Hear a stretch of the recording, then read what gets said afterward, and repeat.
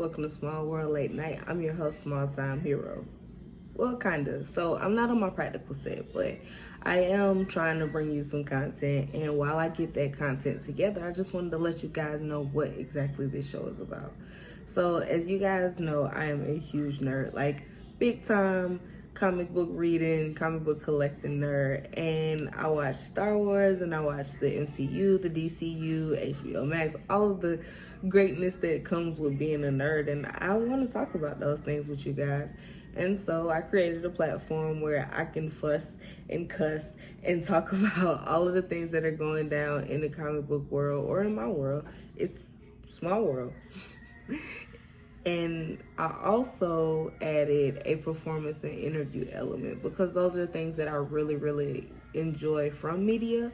Of running all of that media, doing interviews with different artists, doing interviews with fashion designers, fashion stylists, people who've gone on to do great things with their platform, and that really woke up a purpose in me. So I wanted to share my platform with my really talented friends. Some of them rap, some of them sing, some of them cook, some of them paint, some of them do, are multi-talented and multifaceted. So I can't wait to bring you guys this content. I do want to talk a little bit about what's going on this week before we get out of here, because I do have a performance coming to you. We're trying to get it scheduled for Thursday, so hopefully we have a show for you by Saturday morning with a performance and an interview element. But let's talk about San Diego Comi-con. So this was a huge week for cons in general. San Diego Comic-Con and DreamCon were going on. And if you're not familiar, hopefully you're on social media and you've seen this.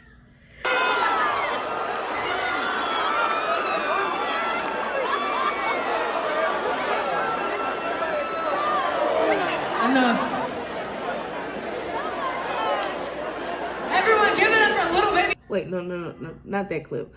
I mean this clip. Yeah, so Robert Downey Jr. is coming back to the MCU, but he's coming back as Dr. Doom. Okay, so I'm gonna be honest, I hate and love this idea. I think, first of all, let me just say that I'm gonna be watching. I don't care what goes on, I'm gonna be watching. I didn't give up on the MCU when Secret Invasion was a bust, so I'm not gonna give up on the MCU when they bring back Robert Downey Jr. at all. But I do think that Dr. Doom is a huge staple in the MCU. I mean, Dr. Doom as a character outgrew, he's a Fantastic Four villain, but he outgrew the Fantastic Four by leaps and bounds to the point where he's just an MCU villain. So I do think that Dr. Doom deserves his own character. I mean, his own actor. And I know that a lot of it is the pivot from Jonathan Majors' Kang in. I have feelings and thoughts about that and how Disney treats their black men, but I won't get into that right now. This isn't the time or place. But what I will say is that the pivot from Jonathan Majors to Robert Downey Jr. seems cheap. And I think I've been yelling that all over social media, so excuse me if you've seen me just yelling cheap everywhere, but I do think it's a cheap move. Not cheap as in they didn't spend a whole lot of money to get Robert Downey Jr., because I know that they did, but cheap as in it cheapens his death in the Infinity Saga. I don't mind Robert Downey Jr. coming back, but I don't want it in this capacity. Let's find an actual Doom.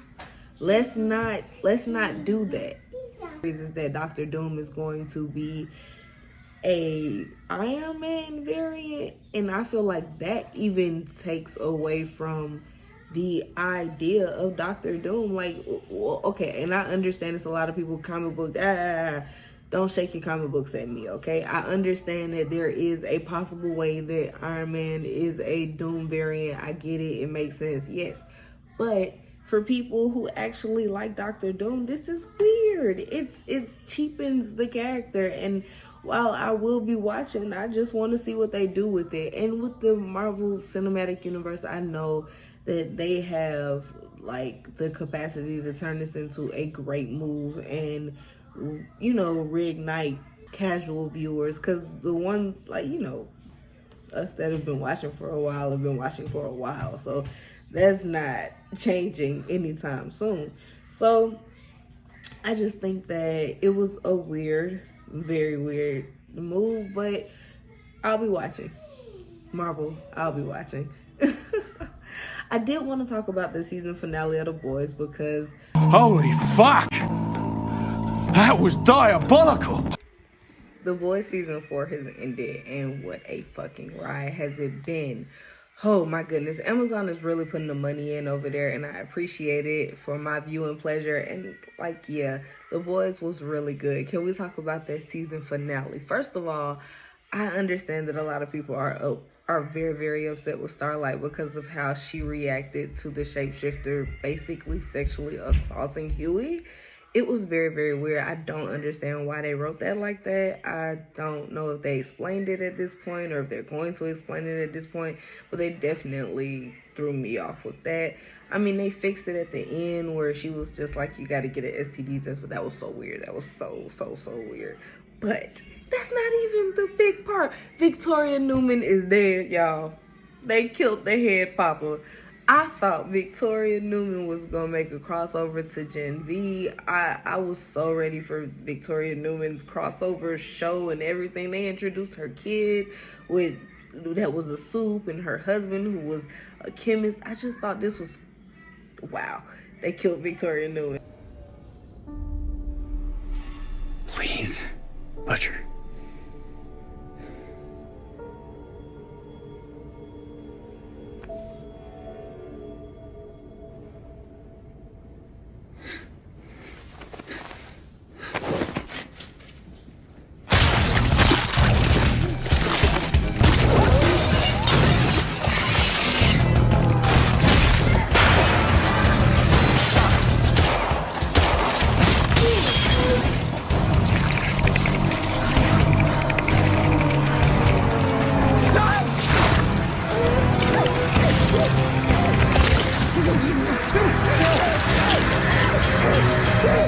Did not see that one coming, and honestly, I had my bets on A-Train basically dying. I definitely did. I didn't think A-Train was going to make it to the end of season 4, but apparently A-Train is long and gone, so that's exciting. We'll see where he is next season. Also, if you're watching Gen V, we'll be watching Gen V next season, so you guys tune in so we can talk about it. You can comment in the comments below. I know I'm doing too much with my hands, but anyway, yeah, so Victoria Newman is dead, and Sage. So I just want to talk to all of the Black women out there who relate to Sage, who have been undermined and not listened to, and been in a room and you Doctors didn't care about saving some old ex-Black Panther, and they told my parents there was nothing to be done. I stayed up the next 3 nights, discovered a cure, presented my research to those satisfied fat crackers. They patted me on the head, said I was adorable, and laughed at me. Grandma died screaming in pain. Sage is that Black girl, and oh my God, does she get her comeuppance. And I love the fact that she is basically using Homelander as a gun. Like, she is the brains and he is literally the bronze, and she is using him. I thought it was so smart. I mean, it was a great idea to me. I thought this was a perfect move. I heard notebook. I think it was a firecracker notebook. If it's not, I'll, add a little annotation. But yeah, when she threw down the notebook, I didn't think she was done. I thought she was still playing the role. Because, firecracker got to get close. And then taking all of these meds basically to make herself produce breast milk. And he doesn't even appreciate the things that she's doing. And she's just like, yeah, I'm eating cilantro so you can taste it in the breast milk, and also killing myself. And Coughing all over me. It's fucking disgusting. Go further down. Scoot. And am I the only person that thought he might have killed Huey in that moment? Like, is this show gonna end with Butcher killing Huey? Because if so, I don't know what to do with it. I do not know what to do with that. But yeah, The Boys has been a ride. But let me first say that before you guys jump on my back and talk about how the Acolyte isn't real Star Wars and how it'll never be Star Wars and Star Wars this and Star Wars that, I am a Disney Star Wars apologist. I do not care about your, I went to go see it in 1977 with my auntie, and I don't care. I watched it on Disney Plus. I am a Disney Star Wars apologist. I'm sorry. I like what Disney is doing, and I like the direction they're going. I'm also reading the comics. I've read the second phase of the High Republic so far, and I'm loving it. So I know it's a lot of people who do not like Disney Star Wars, and let me just say that I have not watched the last sequel movies all the way through. I strictly have watched all the cartoons, Rebels, Clone Wars. I watched all of the Disney Plus shows, Mandalorian, Acolyte, and I'm in love with what they're doing. I understand that a lot of you guys have issues with the canon and legends and everything, but I am not one of those people. So if you are one of those people, you can probably turn off this video right now, because I'm about to piss you off. But I love the Acolyte. I think it's a great show. I thought that, like, especially reading the High Republic, I think that it does a really good job of showing the Jedi in this era. I think that a big part of the show is showing that the Jedi are flawed. And I think that's something that a lot of fans, especially me as a cartoon fan and watching Anakin's, you know, slip to the dark side in cartoon form, we always have been like, you know, the Jedi way is a bit, you know, like, unpractical. As a human being, I mean, I know everybody is supposed to have the Force running through them in Star Wars, but practicality as a human being is not being able to control your emotions 100% of the time and being able to do the right thing 100% of the time. So being a Jedi is just unpractical. And I think that the Acolyte highlighting that is a very huge deal. I'm sorry. I love it. I love Ocean May. I love Amanda Steinberg. I think she's amazing. I loved her in the Hunger Games. And I think that she plays dual roles very well. It's giving Parent Trap. Hello, Lindsay Lohan. Lesbian Force Witches. Come on, Star Wars. Get weird for me. I love it. Because, I mean, a big part of Star Wars for a while was like the sword fights and the light up swords and stuff like that. But there are Force wielders who can literally wield the Force stronger than any lightsaber user out there. And I think that is worth telling. I think those stories are worth telling. And I'm sorry, I love that part of Star Wars. I know all the ladies are loving Chimera, and he is the greatest thing to come to the Sith Lord Daddy situation since, well, ever, because Palpatine looked crazy. I mean, Ventress, you know, she was a cartoon, but, like, she was a hot cartoon, I guess. But, like, Palpatine was terrible. I mean, in the prequels and definitely in the original trilogy, because, Lord. So, I'm really excited for Ahsoka. I know a lot of people don't like Ahsoka. A lot of people didn't like Rebels, and a lot of people don't like what they're doing with Thrawn. But I once again, I do love the Disney Star Wars. So, yeah. Moving forward, I'm gonna go ahead and close out this video. It's not a very long video because I just wanted to touch on a few things that have been bugging me, but of course I will be back because I have a lot of things to talk about. Like, we have to get ready for Robert Downey Jr. to play Doom.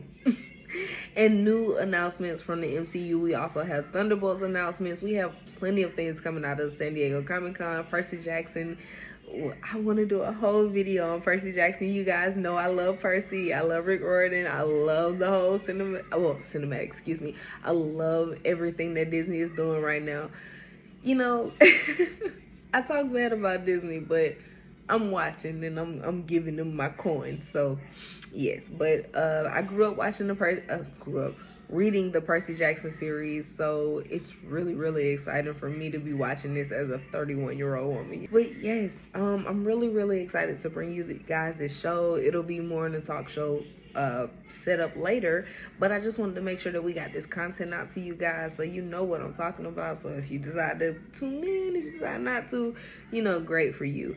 Also, the music the music element is a really big portion of this show because the music and the interview element and the art element is a huge part of this show because I want to be able to showcase my friends and give them a platform. So stay tuned for like all of the interviews and things after you get a little piece of what I'm giving you guys.